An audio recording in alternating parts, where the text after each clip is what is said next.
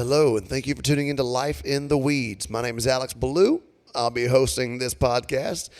This episode is with Chef Alex Harrell from New Orleans. I love this guy, man. Seriously, he's one of the reasons that I competed in a competition in 2016, really just to be able to meet him. He's humble, he's funny, he's fantastic. He's an amazing chef. He's a great leader.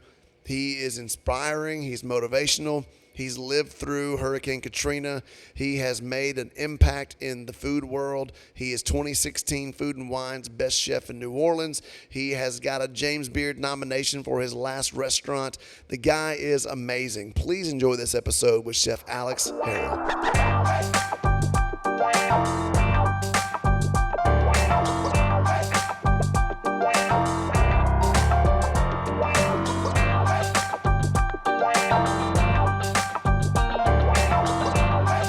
I haven't seen you in five years.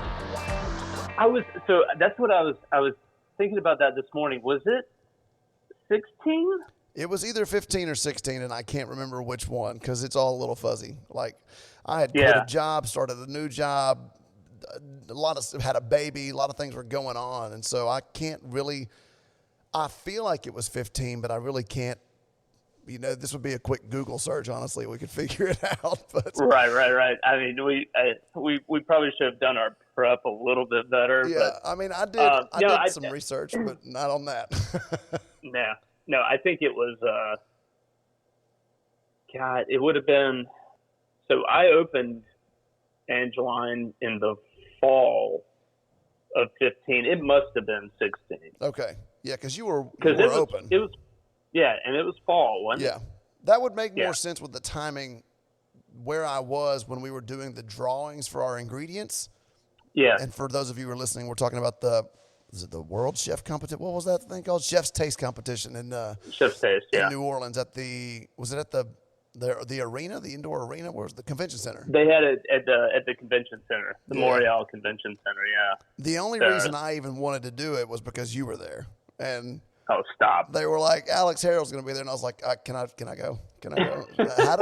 Who do I pay to get involved with that thing? And, you know, it was pretty fun. It was wild. It was a lot of fun. That's the first, like, competitive kind of cooking thing that I had really done. Usually I don't shy away from competition, but I don't cook for competition. You're not. Like, that's not. Are you a competitive person? Oh yeah, I'm competitive. Really? Just never really interested in doing cooking competitions. Yeah, it's that never really. It was something that never really. I don't know. It's not something that ever really occurred to me. I grew up, playing sports, and I'm still, even playing Uno with my daughters, like it gets a little competitive. Yeah, it gets a little competitive. Do you ever let them win? I struggle with this as a dad, like, because I want my boys to understand loss, right? Even if it's like Jenga. I'm not going to come in like Godzilla and wipe out the Jenga tower, but I want them to understand loss, but at the same time, I want them to understand the thrill of victory. So do you let them win ever? Yeah, there were times. And so my daughters they're getting older now. Like Abigail's 5 15. years ago. So. Yeah, dude. Abigail's 15. I have a 15-year-old daughter, which is that's not terrifying to me. Yeah, she's a great kid. She really is. So I'm not so much worried about her as much as, the outside world and everything else in it. You live in a crazy city. Yeah. I mean, historically, it's, New Orleans is not a very dull place. No, there seems to be a lot of stuff always going on, for sure. And, I know if my younger, my past life and being a younger cook at 23, living in the French Quarter was any indication, like you can get into just about anything you want to get into. And, there were times that I certainly did. Hopefully they learned from all of the mistakes I made. And it won't repeat those, but, In my earlier years, I was not, and I actually mentioned this on an earlier podcast, I I could not learn from other people's mistakes as a kid, as a teenager. My mom would literally tell me stories of, if you do this, it's going to wind up doing that. I'm like, you crazy. Sure enough, click, click, you in jail. And it's like, damn it, she was right. And now I love hearing wise people talk and listening to them and saying, you know, if you do this, this will equal this. And it's like, oh, maybe I'll do it that way. And it, sure enough, it generally works out to my favor by listening to them. Yeah, I learn. I learned by doing, and that's always, for me, that's the best way. That's the best reinforcement of the learning process, is to actually go out and do stuff. Right. So by default, I was the same way. But it's like, yeah, whatever. You know, I'm sure that happened to you, and it won't happen to me. That's not going to happen to me. No, not at all. And sure enough, there's no way if I drink 19 purple Hooter shooters and get behind the wheel of a car that I'm going to wreck. There's no way. There's no way. I'll be fine. I'll be fine. I got it. I drive better. I drive better when I'm drunk. No. Right. I didn't. I did not drive better when I was drunk. No, dude.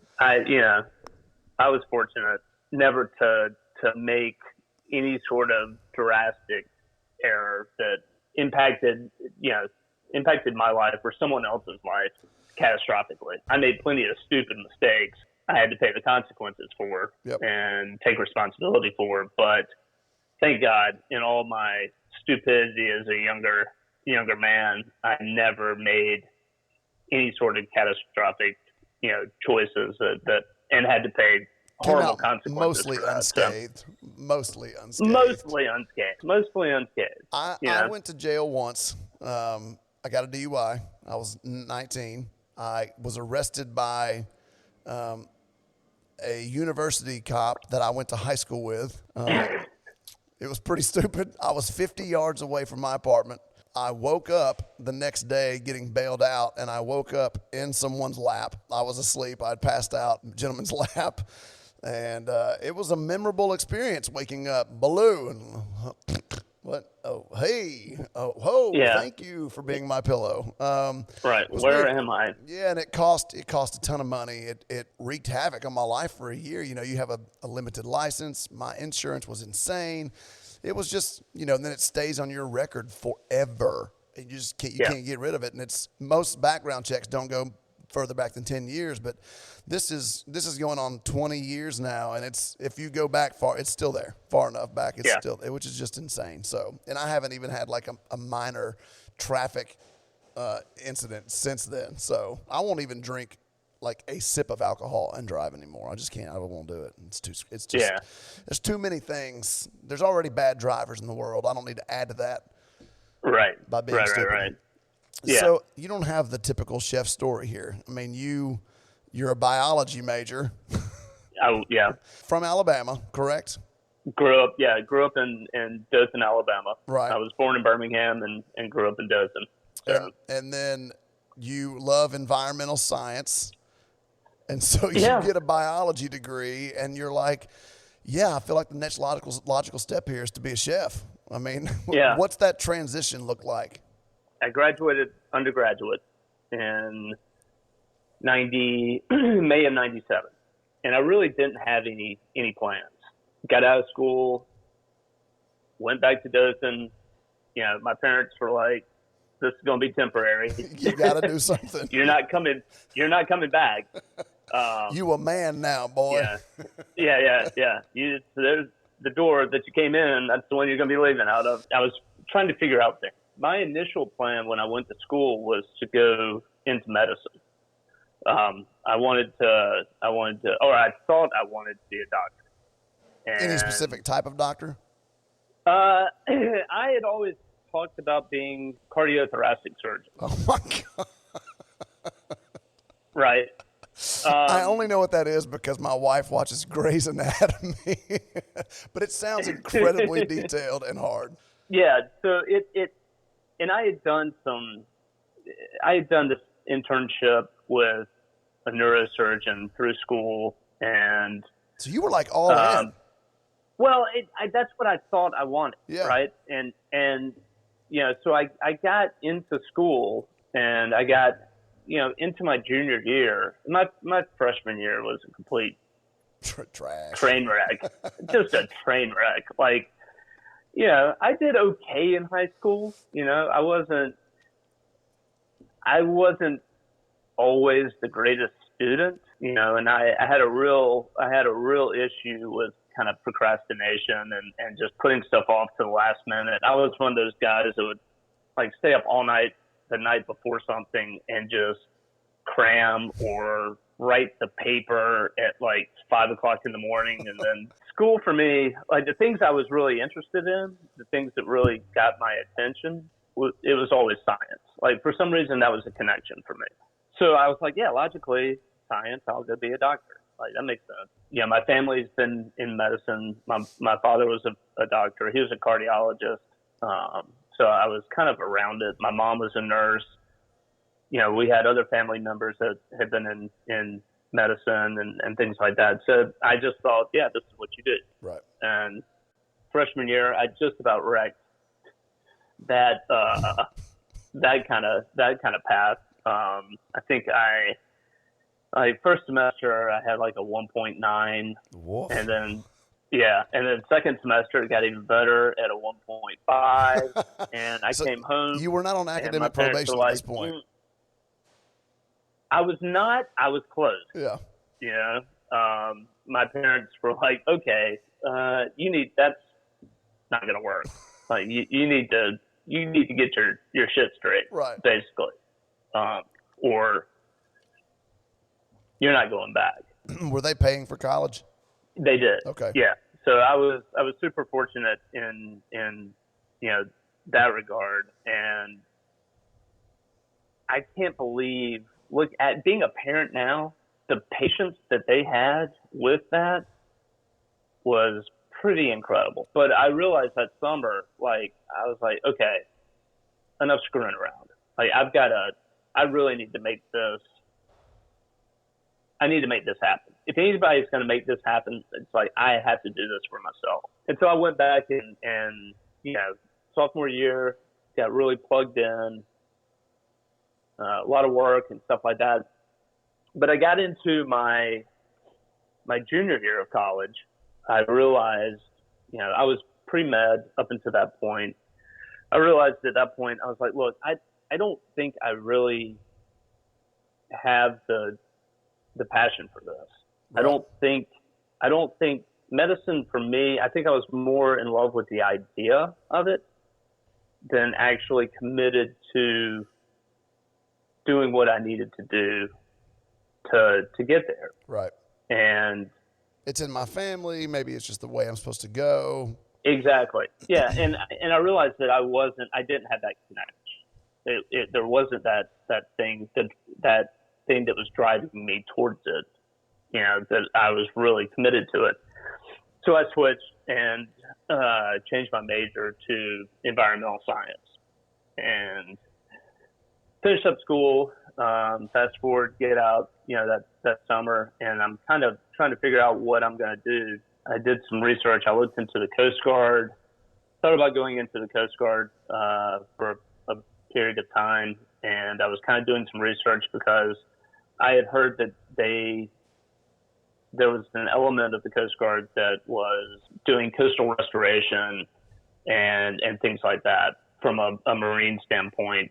That was something that I was kind of interested in. And I wound up deciding instead to go do postgraduate work at the University of Alabama in freshwater systems and try to get into their master's program. I had some prereqs I had to finish up. And so I spent about a year at Alabama doing that, working towards getting into their master's program. And next summer came along. I was like, you know what? I'm gonna take the summer off. I had basically been in school trying to pull my GPA up since freshman year nonstop. I went through all summers, and just trying to get my grades back, trying to salvage the whatever academic career I was going to have, Oh yeah, dude. It's so weird how it can take so long to undo something that one semester can do. You know, it takes like Oh, dude. six or seven A's to undo one F, which is just crazy. Yeah, yeah. And to really, like you said, it for me, I was like, I have to fix this. Like, I know that this doesn't represent who I am, and so I have to fix it. Were you partying a bunch, like in college? Were you just... oh God, yeah. If you could see the look on his face, it's just, oh God, yes. So every night. so much, so much. Your interest in Coast Guard restoration of the reefs or the coastal land or lines, is that is that part of the draw to New Orleans for you, being on the Gulf and being close to is that part of why you went there? New Orleans has always been a place that my family has come. We always came down for family vacations. Like, I remember being here at the World's Fair in the early 80s. I think that was 83. So you're just tied to the city, and you have been for a while. Yeah. Okay. My parents loved New Orleans. Got it. And so every chance we had, we would come down here. And so I really got a sense of kind of the history and the culture and all that New Orleans has. That culturally, it's very different from your hometown. It's incredibly different than Dothan, 65,000 people in Dothan, Alabama, and remains to be so. I would say so. So, for me, New Orleans always kind of had that draw, and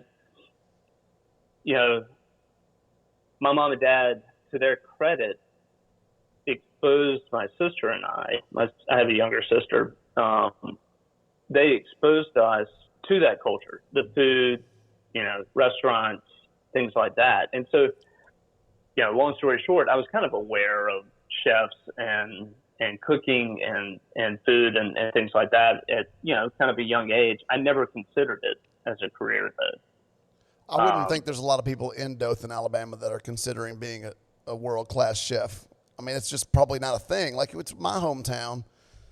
It's south of Nashville, but it's not really a career choice. Back when I was growing up, we'd never heard of chefs. I mean, what's a chef? Like, well, I just go to O'Charlie's and get free yeast rolls. That's my idea of being a chef, making chicken tenders and SpaghettiOs. That was about as far as it went. Yeah.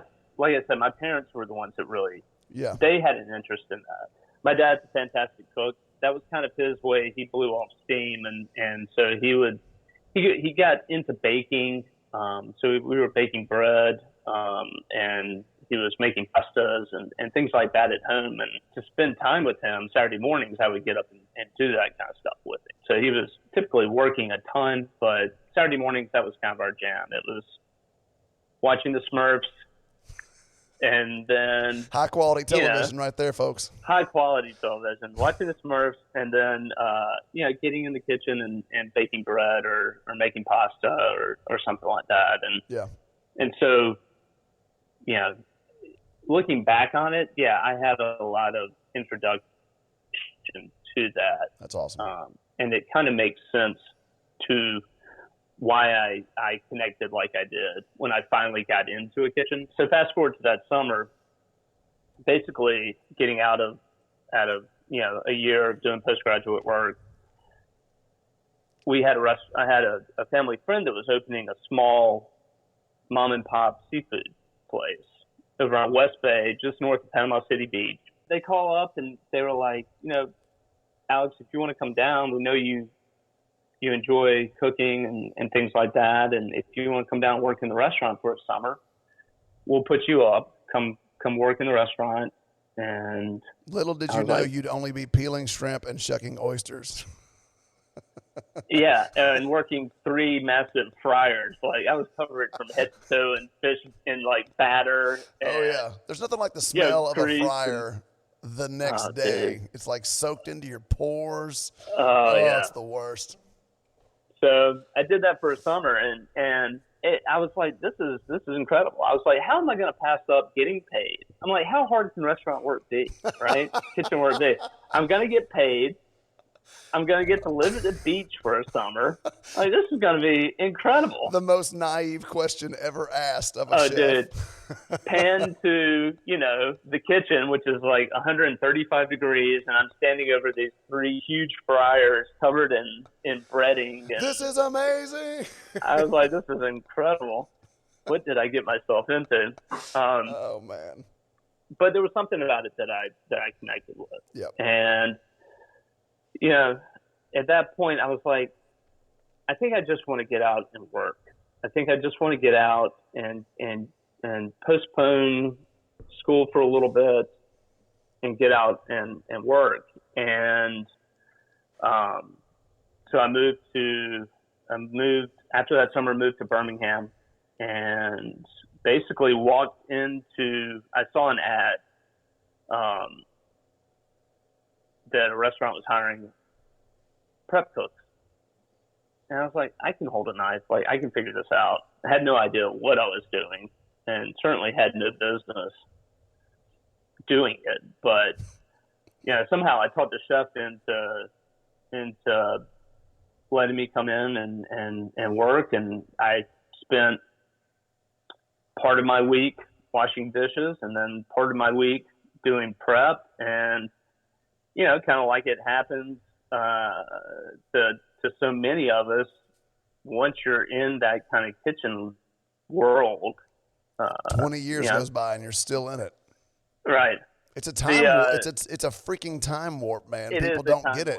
I was there. I was showing up. I was doing the job, and one day the pasta guy no called, no showed, and chef was like, "Rags to riches." All right, here you go. I'm like, I don't know what I'm doing. Yeah, this is a skill. No, they literally handed me the menu. The sous chef circled the restaurant, the menu items that I was responsible for, and he was like, here you go. And I'm like, well, what do you mean here I go? He's like, figure it out. This is so funny because I've worked in independent restaurants and I owned one, and so did you. And my systems were the exact same way. But then you go work at a corporate restaurant and they're like, we're going to train you for 3 weeks on this station with these things, and you're going to have a test every single day over it. And it's like, cool, I got it. You come work here, and I'm going to be like, you know what butter is? That's your station. Go make me a steak. It's just like sink or swim. That's it. That's it. That's totally what it was. I mean, it was literally, I think I had about 30 minutes before the service started. To just walk through your mise en place. Oh, that's okay. Yeah. Shallots. Yeah. And they're like, you may or may not have backup. Go figure it out. It's all on the walk-in.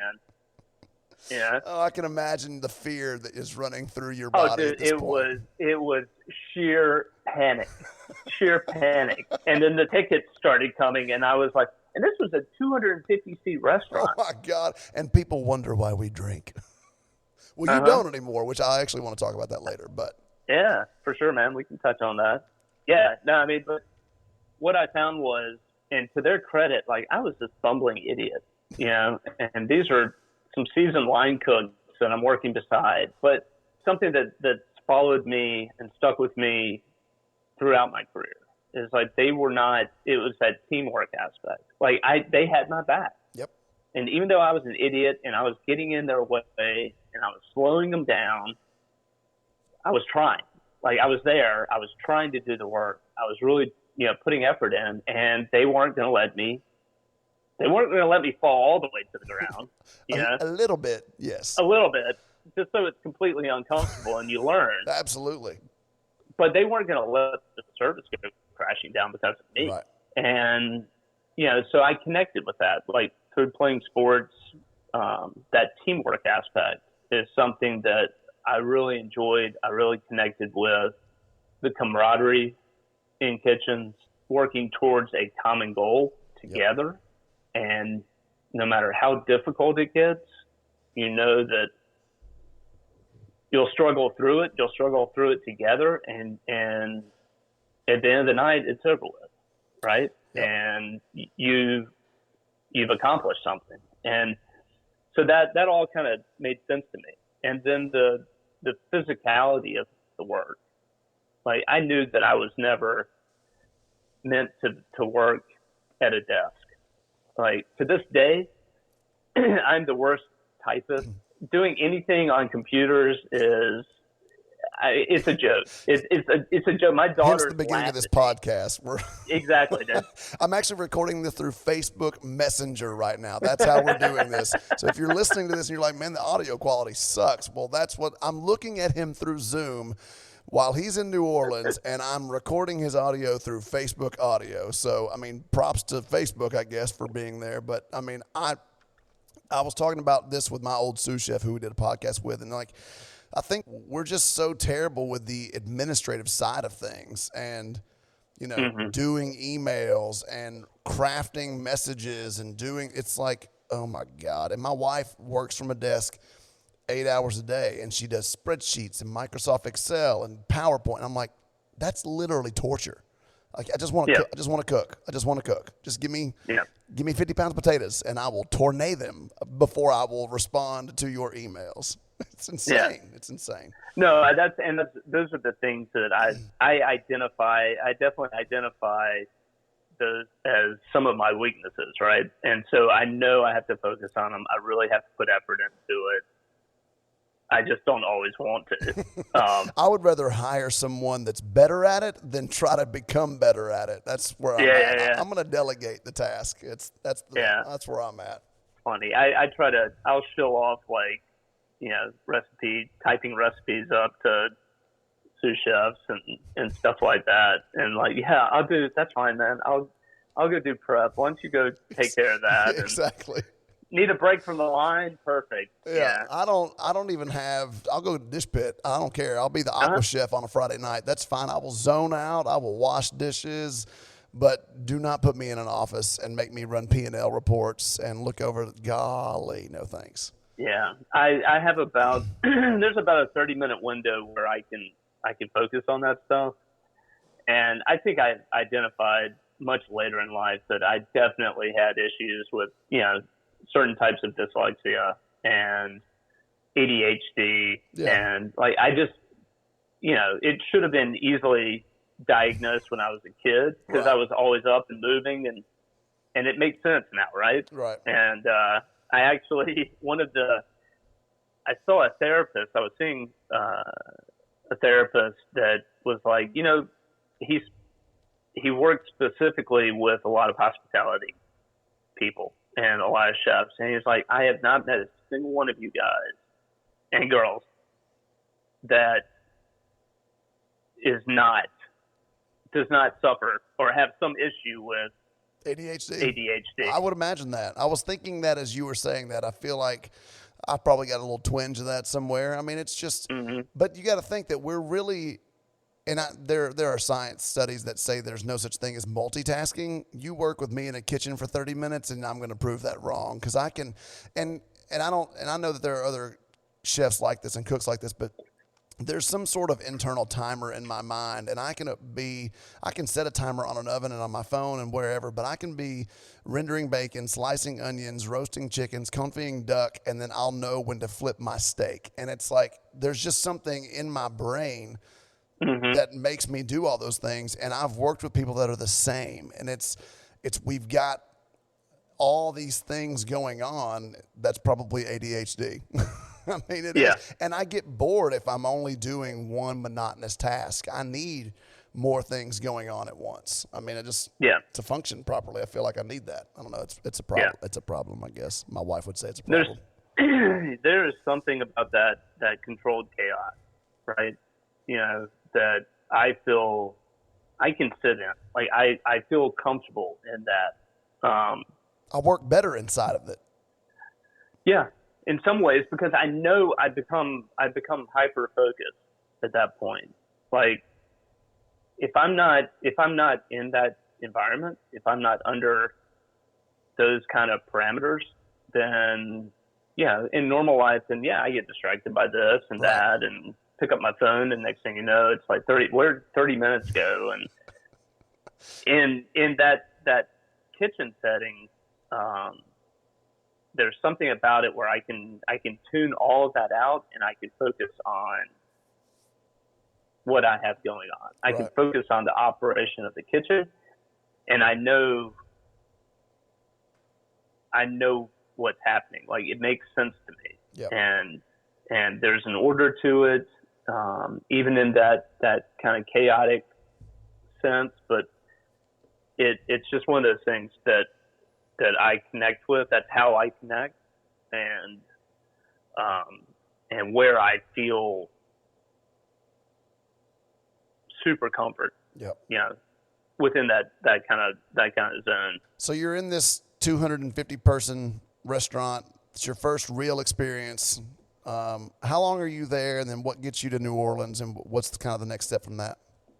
I was in Birmingham for about 18 months. We took a family trip to New Orleans, and we went to eat at Bayona, Susan Spicer's restaurant. And then we went to, she used to have this it's like a gourmet market. It was called Spice Incorporated. And they did a lot of stuff that was like grab and go and like kind of deli style, like really upscale deli style food like that. And so we went there the next day, and Susan happened to be there, and struck up a conversation with her and mentioned to her, I was like, I'm cooking. I would love the opportunity to come work for you in some sort of capacity. If this is how much experience I have, this is where I am. And she was like, okay, can you start in a month? And I was like, yeah. Pack my shit.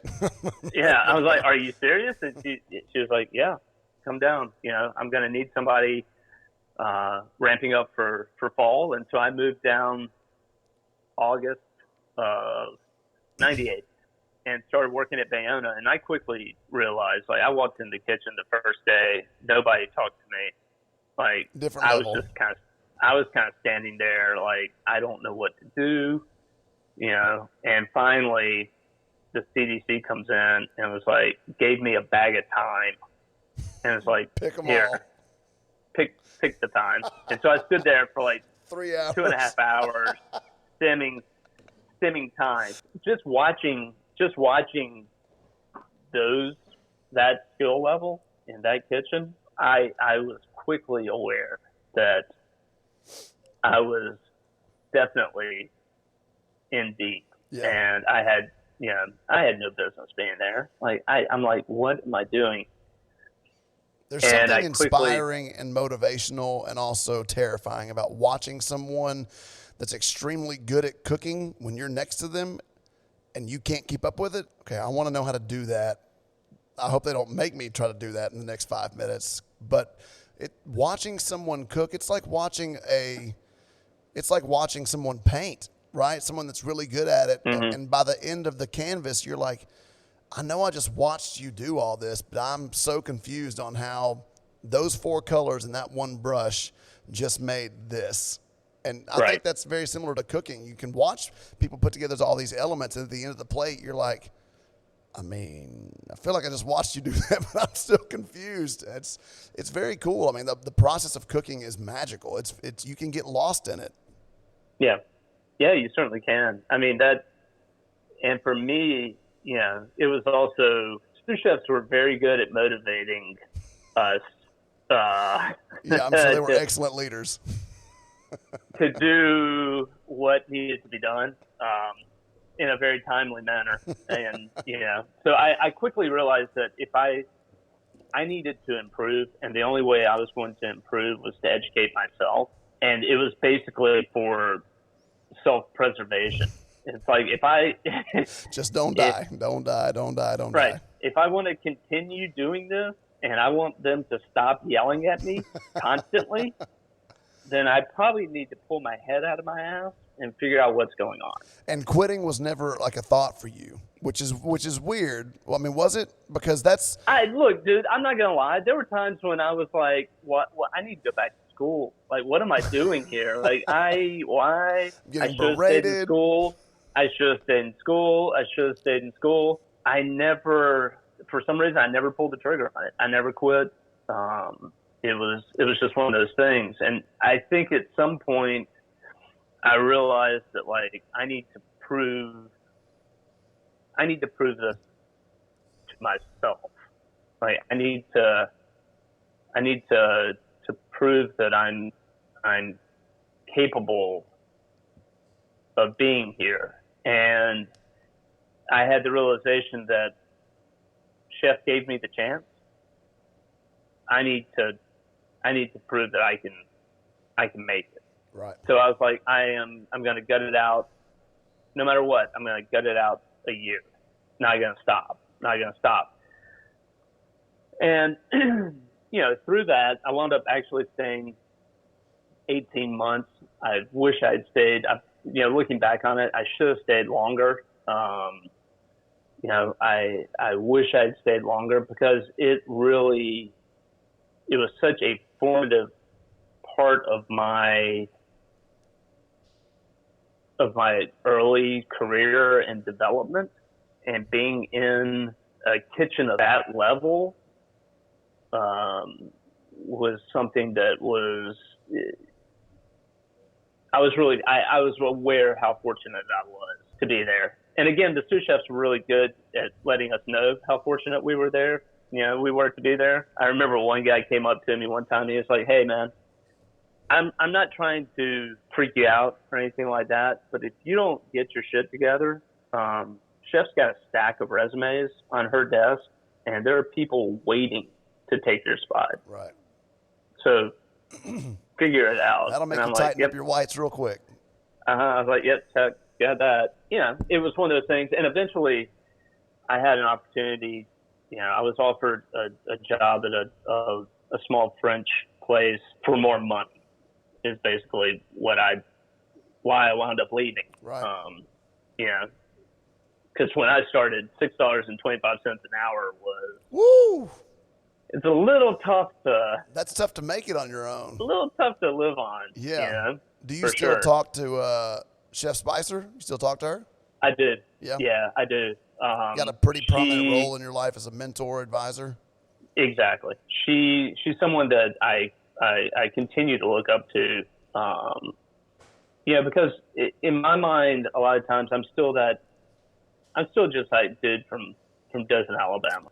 The people that I hold in high regard in this industry, I never feel like I'm there. They're always going to be the people I look up to, from a professional standpoint. And so, every chance I get, like I'll go eat at her restaurants. We'll talk and we see each other at events. That's the thing about New Orleans and this community is it's super tight knit. We all rely on each other and we support each other. And, there's a competitive aspect of it. Sure. But it's not cutthroat. I mean, competition is necessary. I think it breeds creativity. It breeds ingenuity. I mean, if there's no one competing against you, you don't have to change. I mean, the status quo just stays the status quo. But if someone else comes out with a new dish and you're like, damn, like, okay, they're raising the bar. I need to push myself a little bit. So, and I've found that if no one is challenging you, it's very easy to just get complacent and you just stay on this flat line. But if you are constantly trying to challenge yourself and learn more things, and then you go out and actively seek other people that are doing great things, then that kind of internally challenges you to raise the bar. Now, you can raise the bar so much that no one in your town enjoys your food anymore, but, that's probably didn't happen to you in New Orleans. Well, there were times I questioned, for sure. Maybe I overthought this, and I'm cooking beyond people, not for people. Did you always want to, and we'll kind of get to how you got to Angeline, but did you always want to open your own business? Was that in the back of your mind, or did you feel pressure to do it? Or, I mean, how did that come about? I think it's like a lot of us. I think that's always the kind of dream, it's like I spend this much time learning and working for other people, and eventually I'll be able to do my own thing. And then the reality of that situation is it's hard. And I don't think people understand, like, restaurant ownership is an all-consuming entity. I mean, it takes over everything.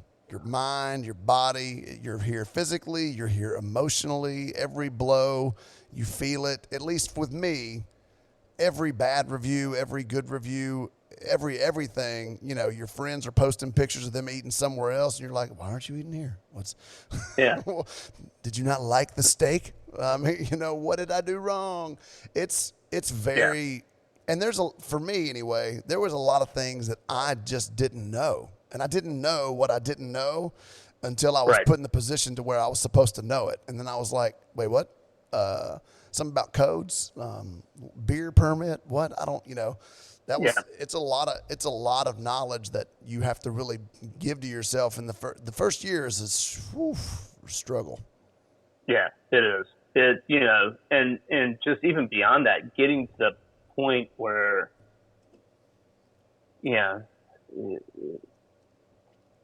I was super fortunate. I had somebody that was willing to take a chance and back me.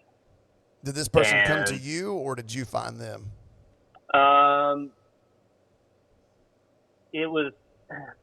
It's a family member, so it was one of those situations where it started as just an off-topic conversation. Being naive enough to go, oh, that sounds awesome. Yeah, let's do that. And like you said, I knew, having experience of being at an executive level for a while and thinking I knew I can control cost. Yeah, you didn't just go from being a line cook to owning Angeline. I mean, you did have an EC position. We kind of skipped over that, but you definitely worked your way up the ranks. You went through Hurricane Katrina. I mean, that was probably devastating for your industry, which I did want to touch on that, and we can kind of circle back to that. But sure. I mean, the opening process of Angeline, I mean, the building is super adorable. I love the street that you were on. I loved your building. I thought your space was awesome. It had class, it had style. It was just beautiful. What was that opening process like?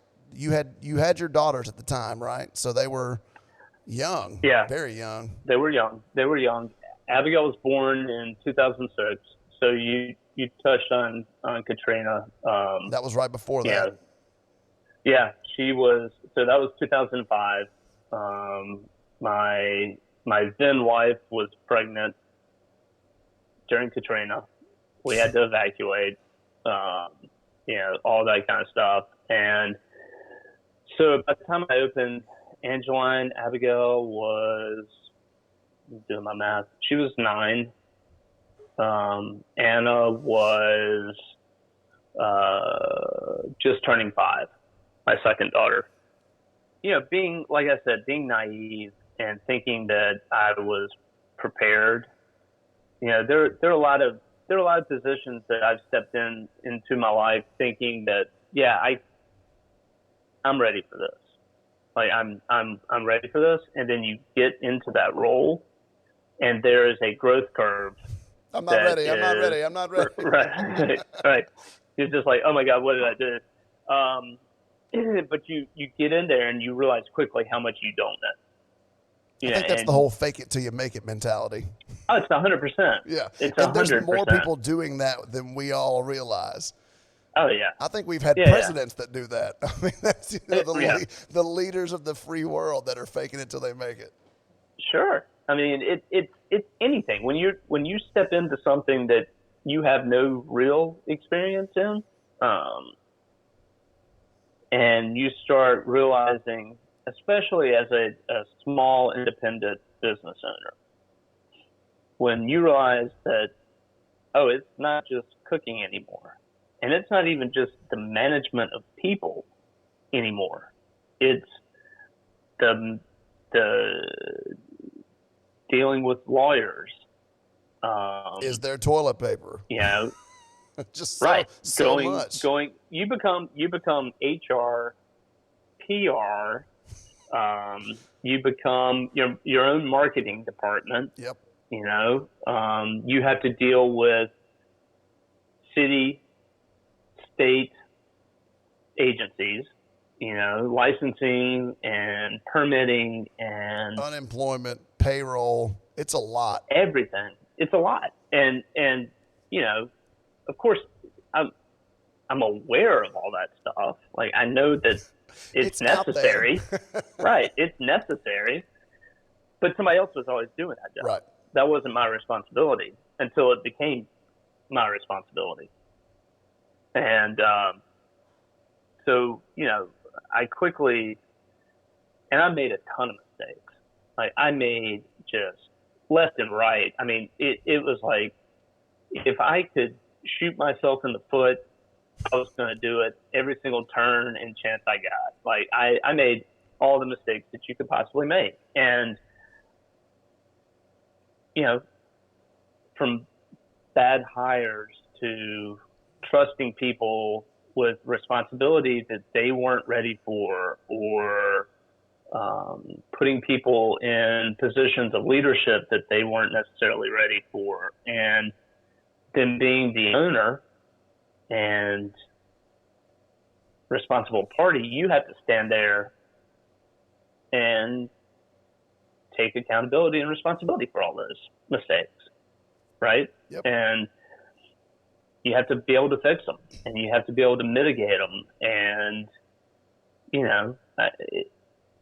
it became so much more than just cooking.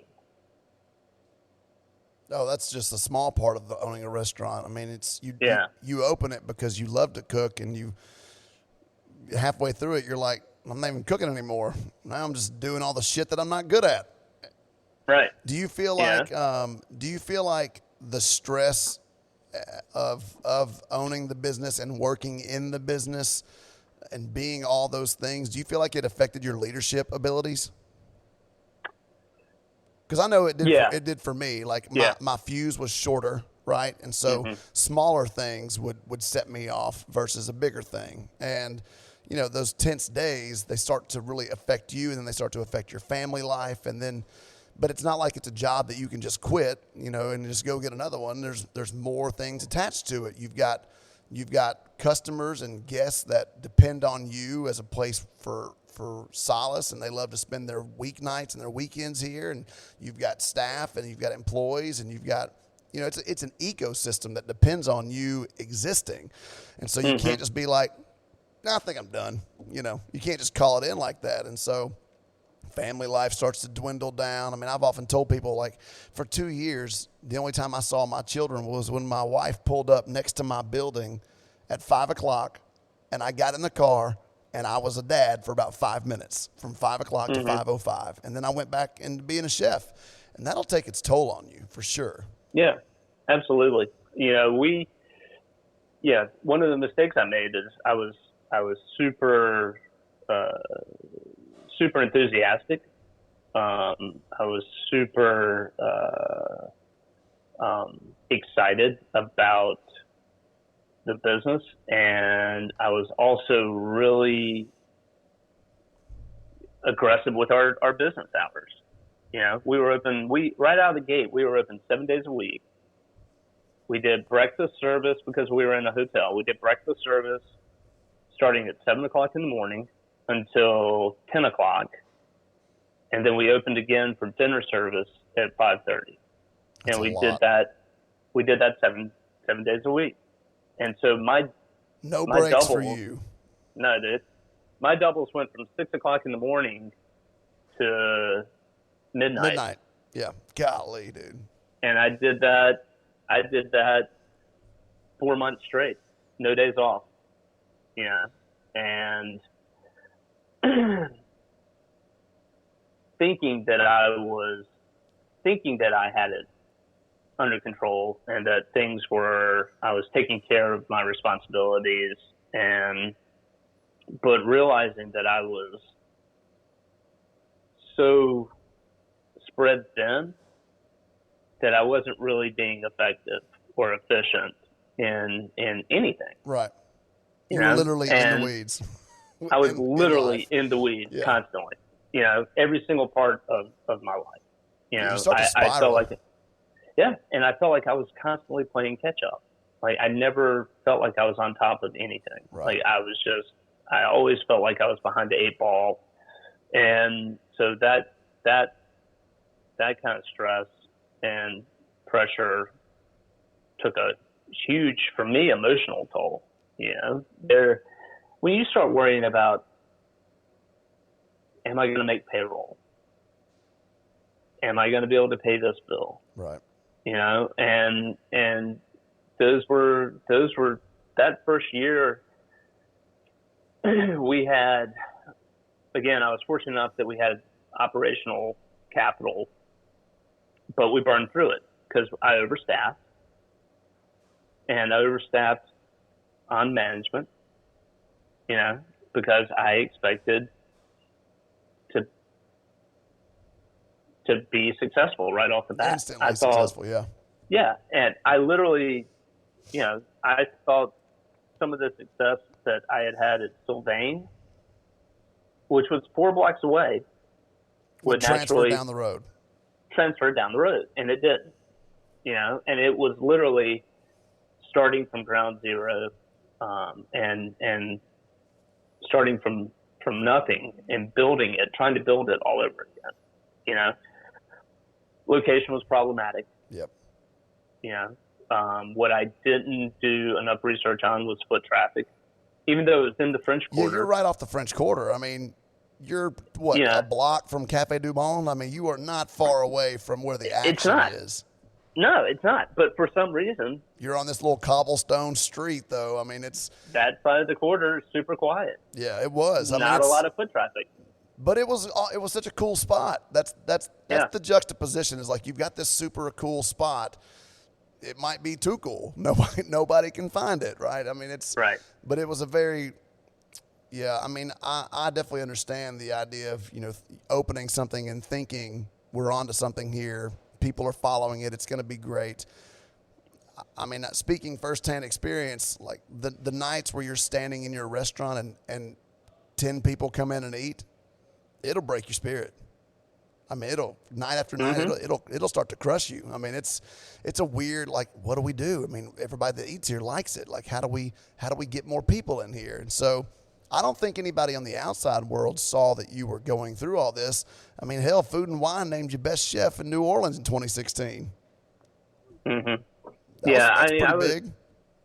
It was huge, right? And did that help business?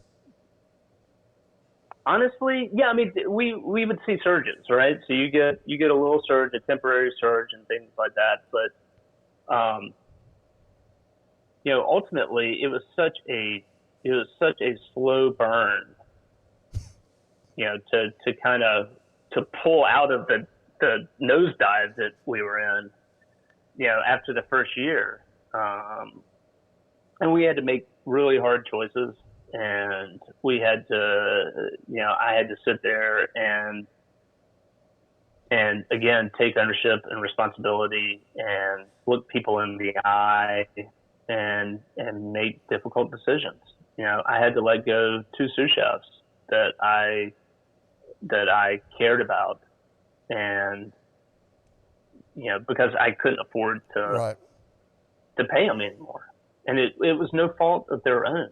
Like that was the difficult part for me, because I felt I was responsible. And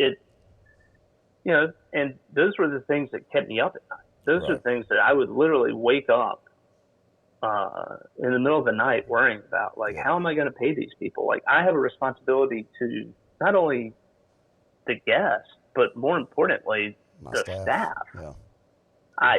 To support the people that come here every single day and are trying to support me and my dream. I can't let them down. Right.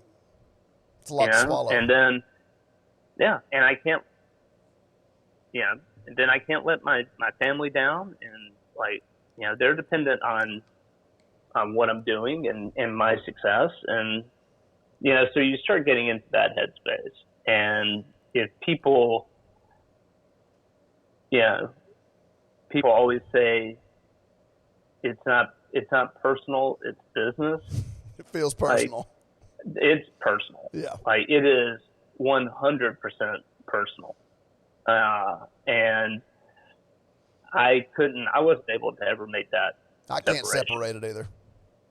It's just, for me, there was too much tied up into it. You are your business, right? I mean, you were Angeline. It's your baby. You built it. It's your menu, your staff. When you're that guy, I don't know how anybody else could feel like it's, yeah, man, I understand it's business. Well, it affects me personally. It affects my family and my headspace and me and every aspect of who I am. I can't take it another way than personally. I mean, if that's just the way it is. No. Maybe I'm wired wrong, but that's the way it is. Yeah, and it was, so carrying that weight is hard. I mean, it's hard. Yeah.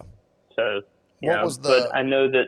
Go ahead. There's so many other independent business owners, not just restaurateurs, but so many other independent business owners that feel the same pressure. You know, and it's not gotten any easier over the last year, and even now with inflation and supply chain issues that we're having. I don't know if you're having these issues in where you are, but I mean, like my case of chicken, right? Let's just use the chicken that we use.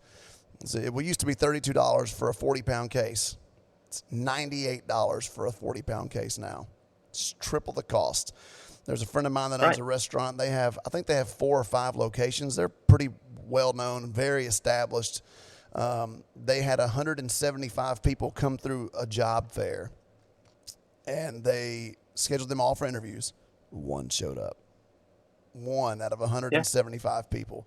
And that is another one of those disheartening, like, is it us? What are we doing wrong? It feels personal again, right? Like, how do we change this? And they're having to close lunch shifts and dinner shifts and go to takeout only. And like, COVID is almost over in the United States. Like, we're hitting numbers that we haven't seen since last March and April, right? Like, people are getting vaccinated. We're opening up. People are wanting to eat out, and now we have a new pandemic of supply chain issues and inflation and hiring, and it's like, and all those things, even though I know it's a global thing, it still feels personal. Like, I look at my case of chicken when I'm ordering, and I'm like, are they messing with my numbers here? It's just, Is it just me? Is everybody paying $100 for chicken? There's just no way to separate it, I don't think. No, it's a thing that, and I think in some regards it's a benefit, right? Yeah, it's one of the things that makes our spaces unique. And it makes you want to make it better. Yeah, and it's not. There's a certain level of commitment and pride and attention to detail and care that goes into it, and that's what separates small independent restaurants from corporate entities. I mean, it's all of that personalization that sets us apart. Was there a defining moment that made you make the decision to close it? Yeah, we got into it was the middle part of our 3rd year of operation. So Angeline opened in 2015, and we wound up closing in 2018. And about halfway through 2018, we started getting into, we had signed a initial 3-year lease, and then we had 2 5-year options after that. We were starting to see growth. We felt like we were starting to get traction in year 3. And statistically, that's about right, I guess, for restaurants. Yeah. We lost our ass the first 2 years, and then that's also statistically correct. Right. There was no break even. Maybe like year 2, we started kind of pulling out and breaking even, and then we had to go to our landlord, and we were like, look, we had to go through the renegotiation process. We had agreed. There were terms that we had agreed to initially. When we opened, when we were super optimistic and encouraged by what was possible, what could be possible.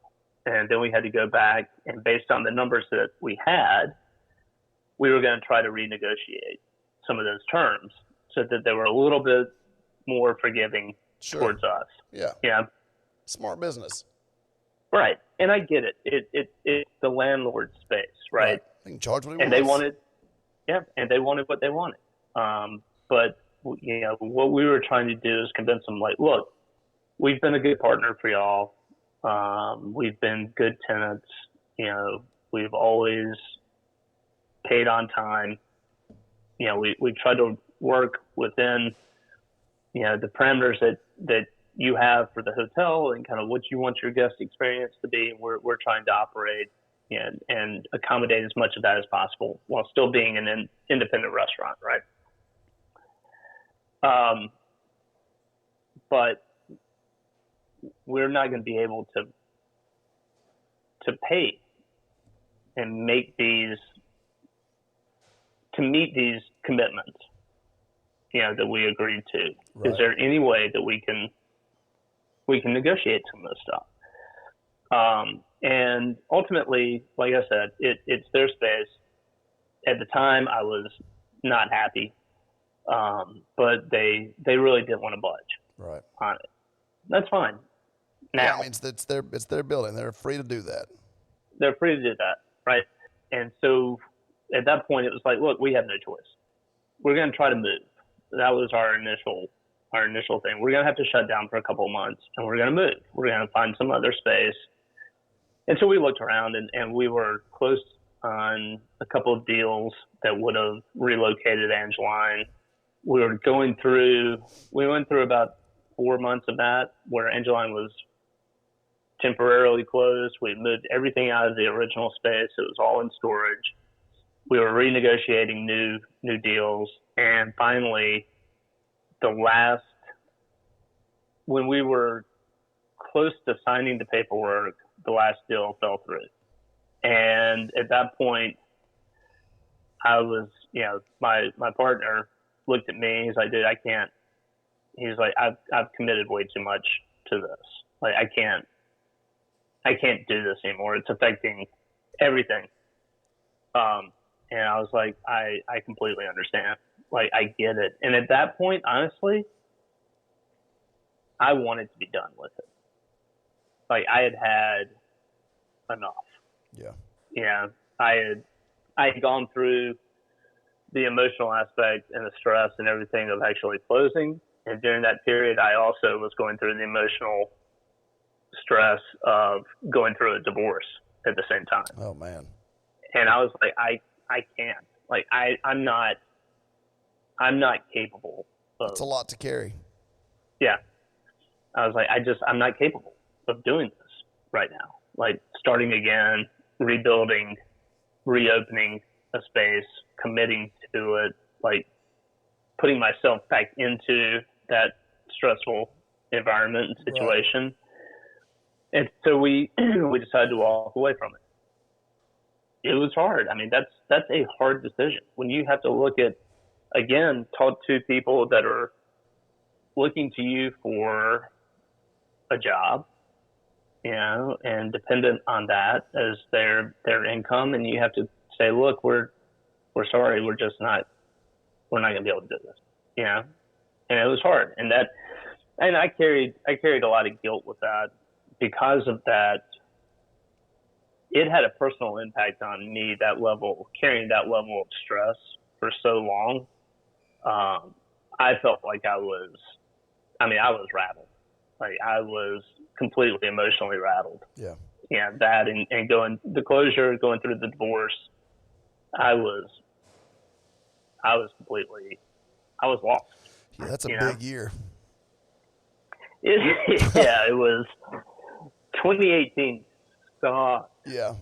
Do you think it made it any easier, it already being closed for 4 months, to make the decision to just not reopen and not move? Do you feel like that maybe dulled it a little bit? Because I feel like it would have.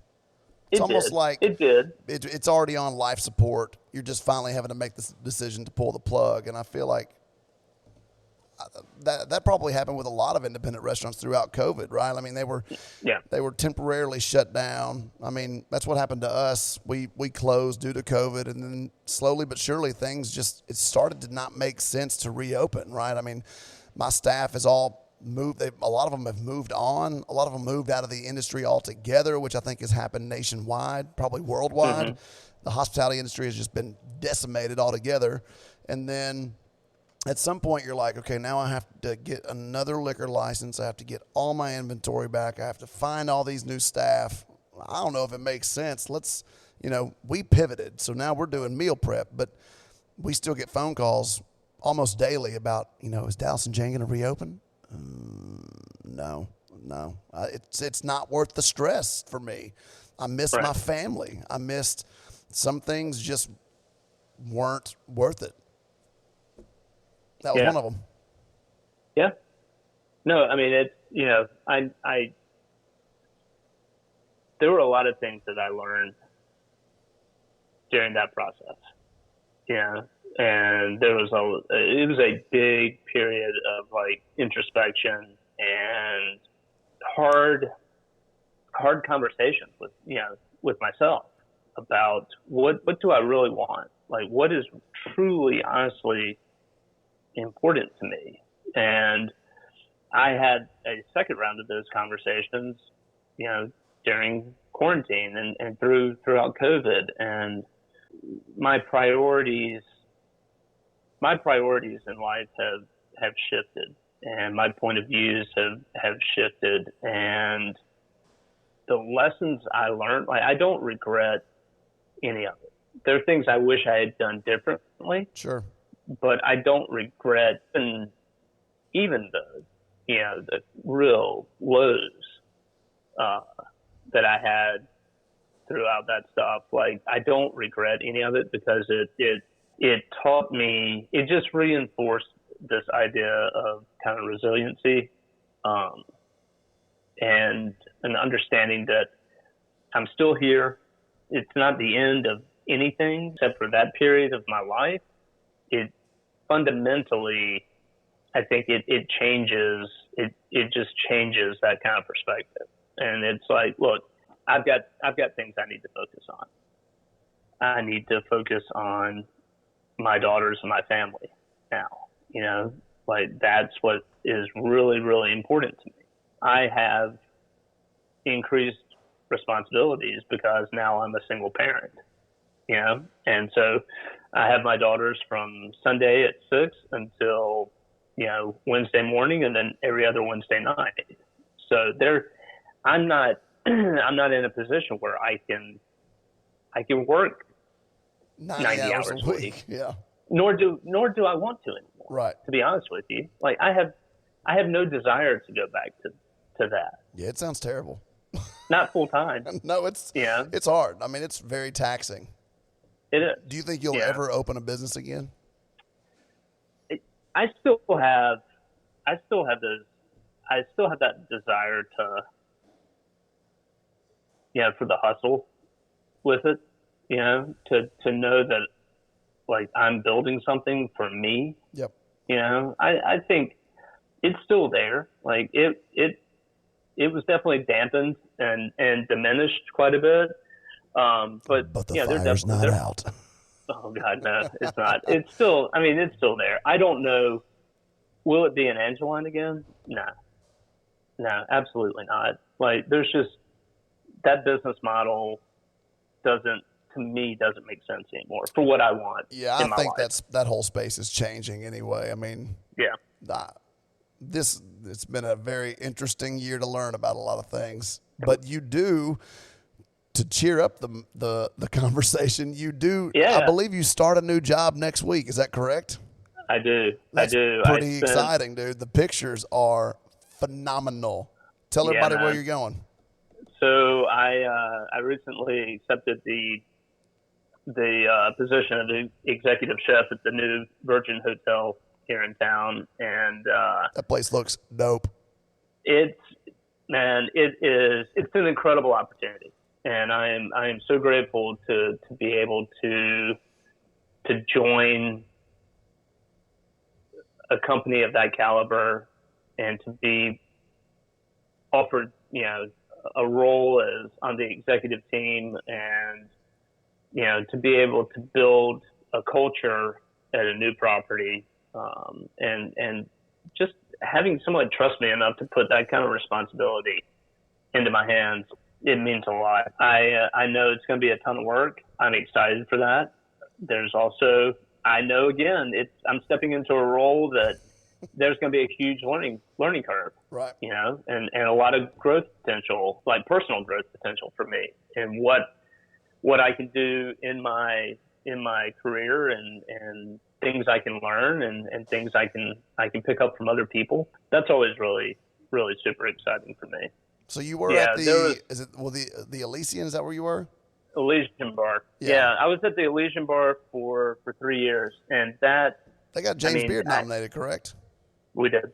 Yeah, we did. It's pretty awesome. We luck just seems to find you in some ways and avoid you in others. I was so fortunate. Like I've been really lucky to have the opportunity to work with the groups of people, the really talented, responsible, dedicated groups of people that I've been able to. Look, man, that's one thing that I've learned throughout my career is that I'm only as successful as the team. That's true, but those people do want to work with you, and there's a reason they want to work with you and for you, and it's because of who you. It's because of who you are. I mean, you're talented, you're kind, you're humble, you care, you actually work in your business, and you don't just tell everybody else what to do. You know, I mean, you're in there grinding with them, and I think that says a lot about a business owner that's willing to put in the hard work as well as not just dole out the checks, but do the work with them. And people are inspired by that. And, you know, you're an inspirational dude. Stone cold sober, that's pretty awesome. When did that happen? Oh, gosh. That was, I got sober in 2005. Were you wishing you drank a little bit in 2018? Oh, dude. Yeah. No, I mean, and that was the thing. Like, I got sober 6 months before Katrina. Oh my God, what bad timing. I know. Or great like timing. It depends on which way you look at it.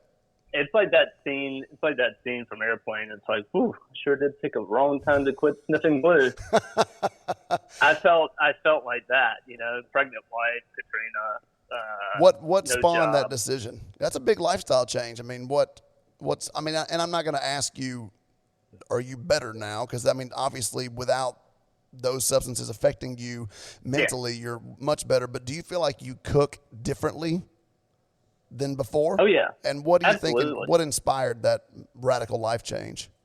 I knew that if I continued, and I was 30, like I had just turned 30, and I had people telling me, dude, enough.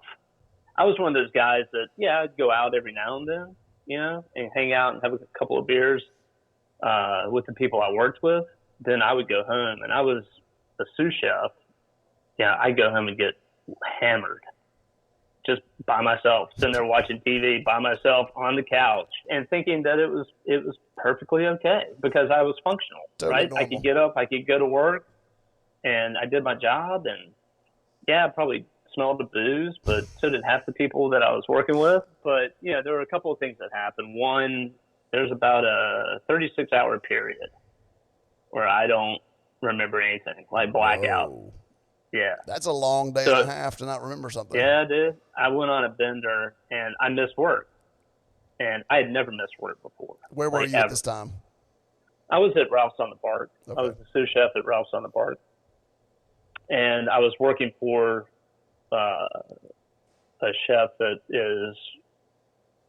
has really been a mentor to me. And I realized I had let everybody down. Not just myself. I let everybody down. Yeah.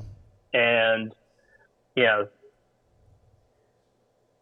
it came down to basically my family coming into town saying, you've got to get help with this. And then realizing that I was completely out of control with it. Like it controlled me. Yeah, I mean, and you have to own that before you can really fix it because, if you're doing it against your will, you don't want to do it at all. No. And so I had to accept that. And, so that was a process. I went through an outpatient recovery program Like a 30-day thing? Yeah. I went 28 days.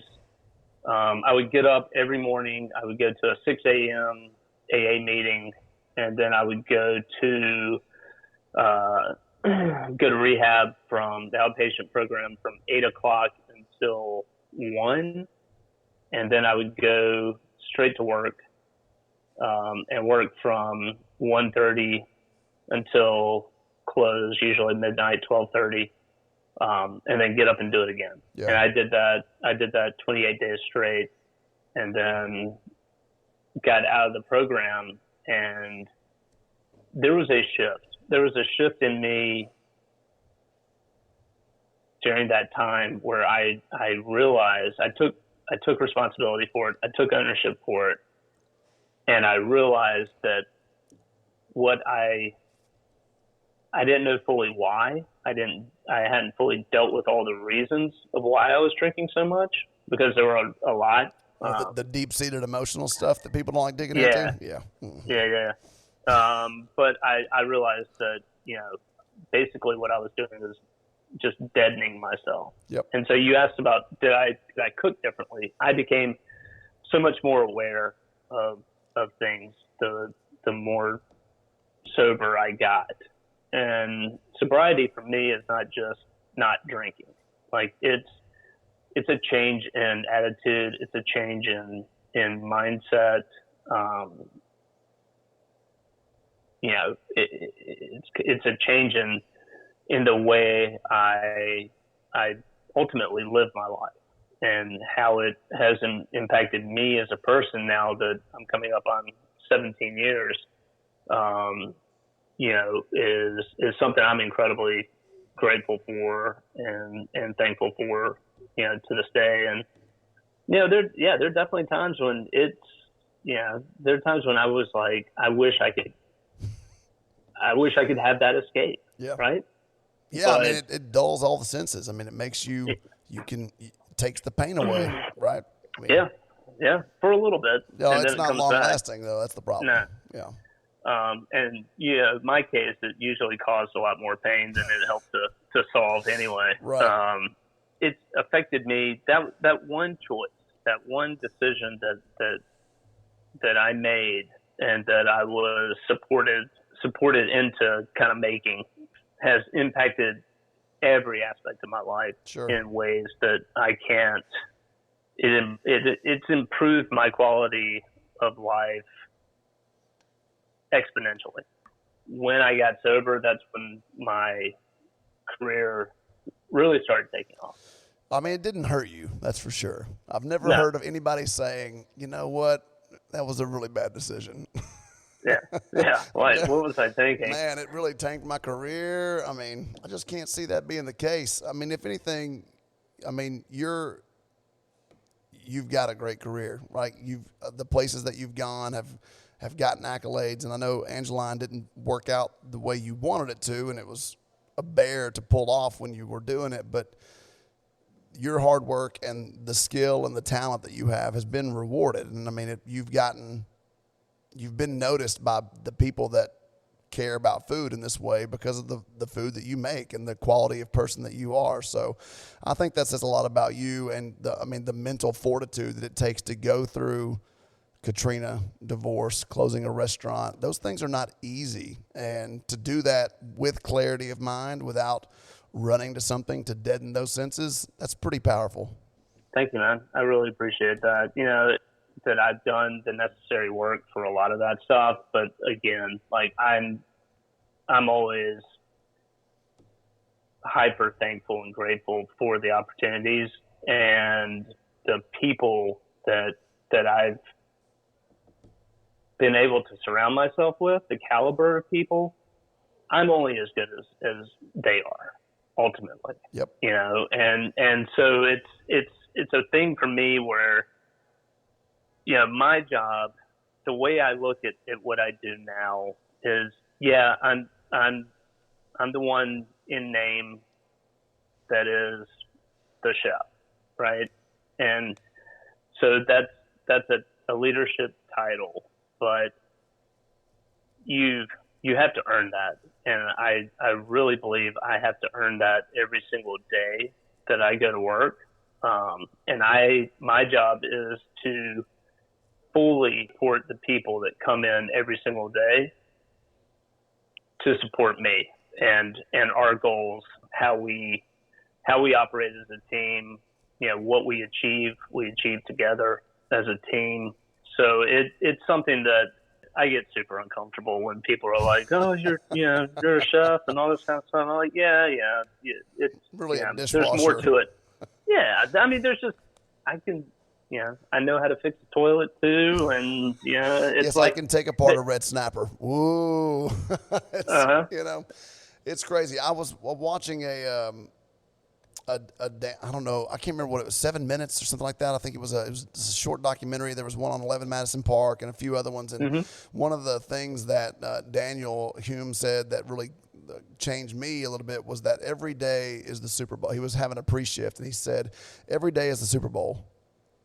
To our guests, to the people that come in here, to the people that choose to spend their money here to dine with us. They make reservations. They plan it months in advance.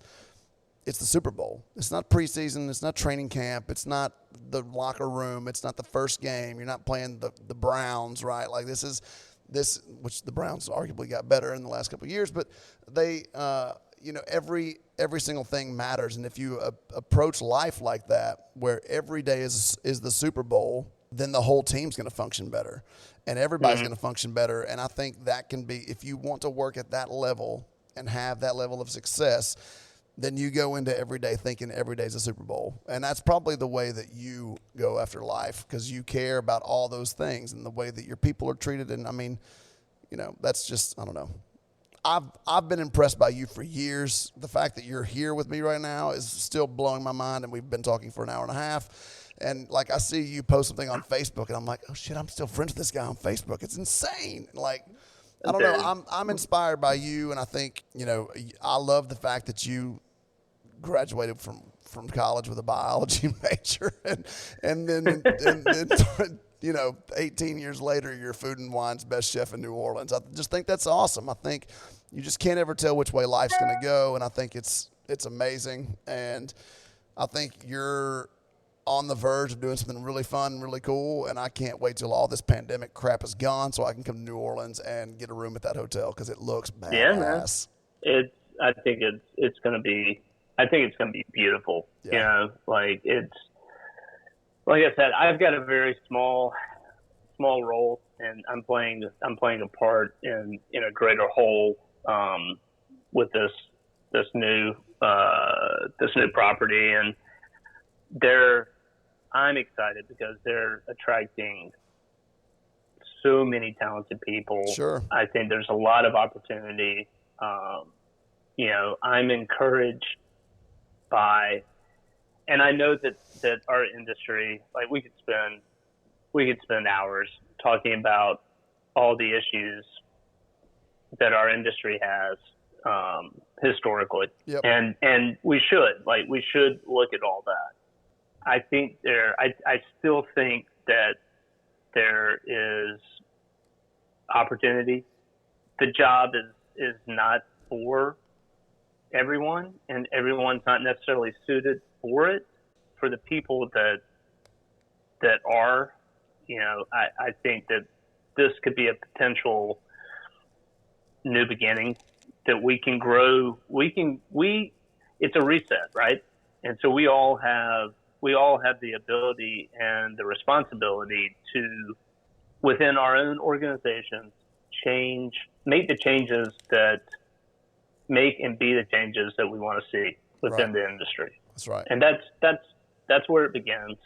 That's where we can be impactful. And when you surround yourself with capable, like-minded individuals who are focused on accomplishing things, are responsible and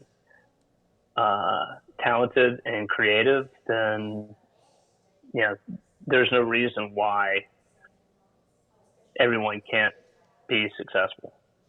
Yeah, and it's fun to be able to be on a team with a lot of truly talented people as well. It brings up the best in everybody. Like you said, this industry's not for everybody. Well, NASA's not either. And so I Right. think we all have to find our place, and figure out where we fit in. And there is something to be said about being on a team with people that love their job, are good at it, and are all working towards a common goal. It feels really good to have those people surround you, and to know that, I often said that I wanted to work at a place that had a James Beard Award, not because I wanted a James Beard Award for myself, but generally the type of people that are working at an environment that get that sort of accolade are all driven by the same thing. When you're all driving towards that level of excellence, that's a fun place to be. And that's a place that you look forward to going every day.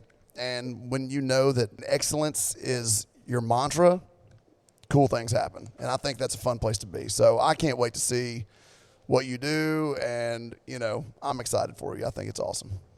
Thanks, man. I really appreciate that. Yeah, I'm excited too. It's, for me, like, after almost 23 years in this business, one of the biggest thrill that I get is when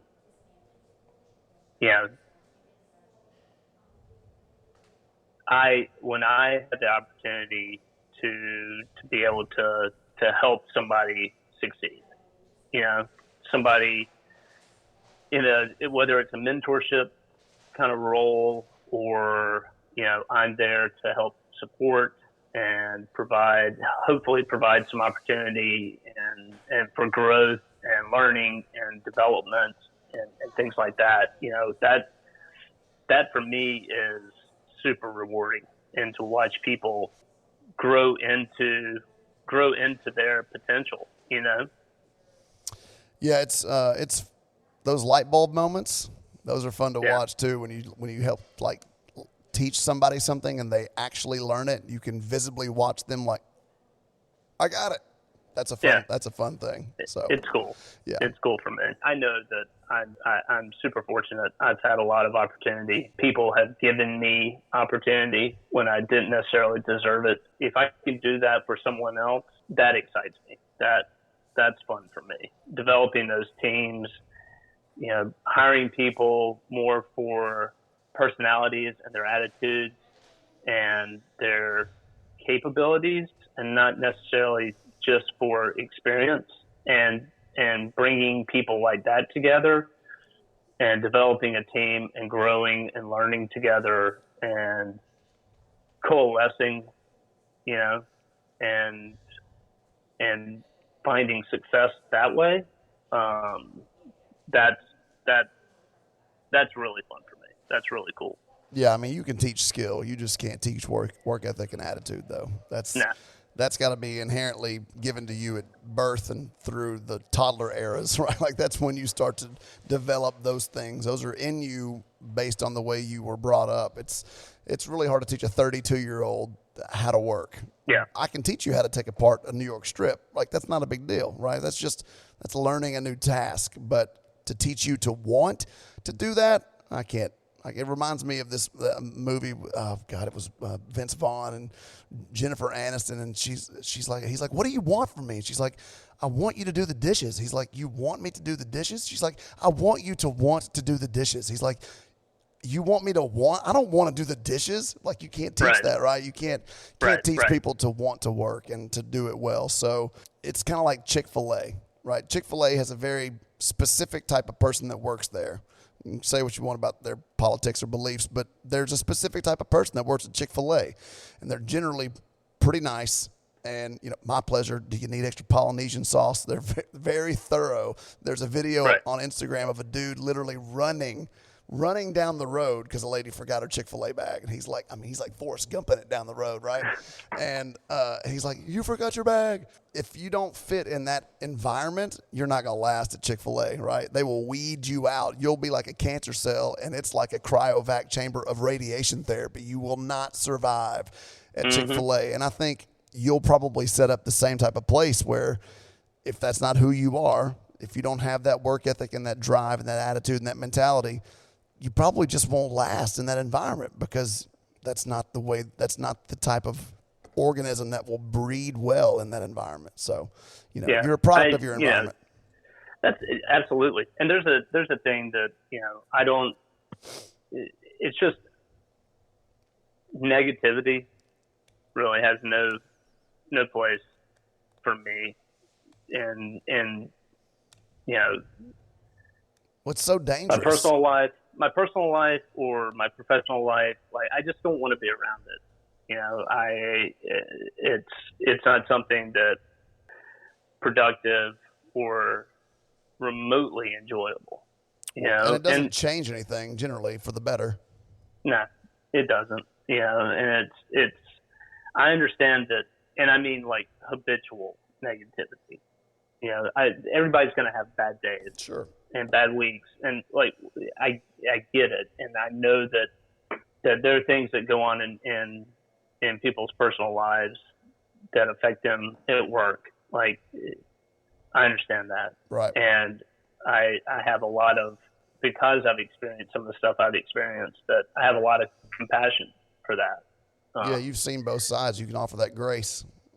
Yeah. And you could be a person that somebody could talk to too. I mean, you haven't been immune to problems. So, someone could find comfort in talking to you or just having you listen and offer some advice, or just, I'm learning in my older age that shutting up and listening is often a tool that works sometimes versus having to, figure out their problems for them or save them, which my old roommate in college was like, you have like a savior complex. You want to fix everything. And I do. I don't want people to suffer, but learning comes in suffering and growth comes in suffering. And if we make ourselves immune to that, we're not going to be worth much in our older years. And so, can't take the suffering away from people for sure.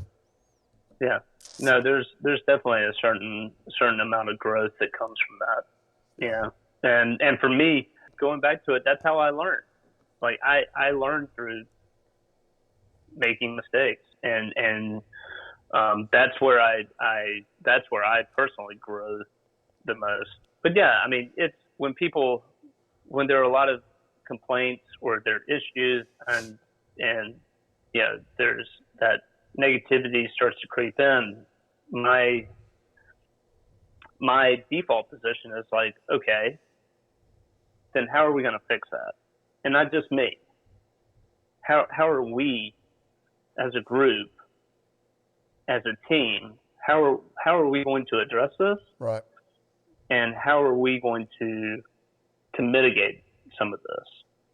And I'm not going to always be able to fix everything. Sure. But if we can understand that there are problems, digest that, and try to figure out a solution together that benefits the team. Complaining's great. I mean, it feels so good. It's one part of it, right? Everybody, like, we all go through that. Yeah, sure. We vent, right? Right. So, and that's what I mean by it. It's a release. But if that's all you're doing and you're not actively searching for resolution or a solution to that, then it just becomes this black hole that you fall into. Oh, you just sit down and fester. I mean, if you're going to bring me a problem, bring me one solution, right? And it doesn't have to be a good one. It doesn't even have to be the right one. Just, I had an old boss that told me that all ideas are fertilizer for better ideas, right? Like, he's like, even if you bring me just a total trash idea, that could spawn a thought in somebody else's mind that goes, well, that might not work, but what about this? And so that's just how the gears start turning, and you're just adding grease to the gears by saying, what about this? What about that? That doesn't work. We can try this. So, that's how problems get solved. That's it. Man, thank you so much for being here. Absolutely, dude. I really appreciate it. It's been 5 or 6 years. And you have not aged a day. I'm going to say that. Okay. You have not. Your skincare regimen must be fantastic. It's the Gulf air. It's the humidity and the kitchen grease. That's it, right there. That'll do a lot for your pores. Keeps me. Yeah, that's. Well, we always joke. You have this week off. I do. And you start next week. Monday Exciting. morning. It's exciting. Everybody, when you go to New Orleans, go check out the new Virgin Hotel. That's right. The Commons Club. The Commons Club is the name of the restaurant, and we're down at Baronne Street, right in the heart of the Central Business District in New Orleans. So that's the beauty of New Orleans is it's incredibly walkable city, so you can pretty much stay anywhere. Yep. And you'll see all kinds of things walking around that city. All kinds of things. Yeah. All kinds of things. I'm not gonna lie, I got scared maybe a time or two trying to find Angeline in 2015 or 2016. But, it was an interesting. People watching is not dull there at all. No, it's not. It's not. And the culture's great. History's very rich. Fantastic. Yeah. And the people are what make New Orleans New Orleans. Yeah. So. Yeah. Well, you're one of those people. Well, I'm here. Oh, the ever so humble Chef Alex Harrell, man. I appreciate you being here, dude. Thanks, buddy. I really appreciate the time. All right, man. Enjoy your week. Yep. Take care.